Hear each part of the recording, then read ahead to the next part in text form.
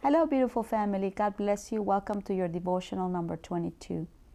And we're talking about Esther and how she is going to manage to enter the presence of the king uninvited. Not because she wanted to, but because she was instructed to do it by the Lord. Huge risk. When she goes, as you know, the king shows her favor, immediately welcomes her. Why? She is in the plan of God. She is in the plan of God. Favor is always the stamp of divine will, of his divine plans. So when the king sees her, immediately says, ask me whatever you want. You can have the kingdom. And Esther is going to prepare the environment for a conversation. This is the video where I want to talk to you about wisdom. In our service to the Lord, there's going to be important conversations. There's going to be important encounters. And we have to understand the importance of an environment. You could say the right thing in the wrong time and completely destroy the plan. You can say the wrong thing in a good moment and it could also destroy the plan. Timing of a conversation is very, very important. I believe that as women, that's a part where we fail. We're so moved by our feelings and we're so moved by the moment. But Esther wasn't. She was trained. She was prepared. So she appears to the king and says, I would like to prepare a banquet for you, and I would love for you to invite your right hand, Haman, and this will be for the both of you. And the king is elated. So they have this banquet, and even though she was preparing that moment for a conversation, something about the environment, she was reading the environment and she felt it was not time. We don't know what the conversations were. We don't know the discussions in that moment. But she did not present the information then. So she asked the king, King, I would like to do another banquet for you and Haman. And could you make that happen? Is that okay? I want to make you feel very special. I have something for you.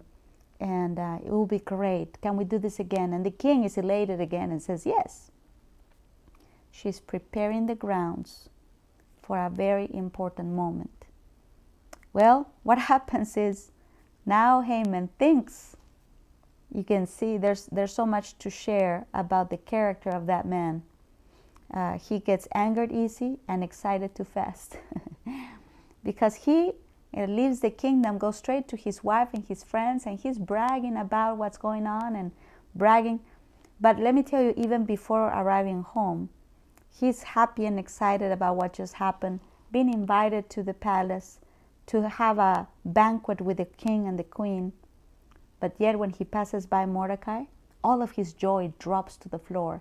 And he's all mad again because one guy will not show him honor. Isn't that something? Isn't that just ridiculous? That one person's reaction towards you would be enough to destroy you? Yep. That's a definition of being a fool. So he goes to his wife and his friends and starts bragging about spending all this time with the king and the queen, and he's all excited, and then starts to share how mad he gets every time he passes by Mordecai. So his wife gives him an advice and says, why don't you build a pole where you would hang Mordecai? Oh, he said, consider it done. I will. Yes, I will. I will destroy the guy. And he does not have not even a clue of what God is planning in the midst of that. Why do I want to say all of this? Because while you are expecting for a divine rescue, the plot can seem to get worse. Your enemy can seem to be happier. Your enemy seems to be succeeding more, recognized, and you're wondering. But family, let me tell you, there's two conversations happening all the time. One, the conversations God is preparing to save you. Two, the conversations the enemy is having to destroy you.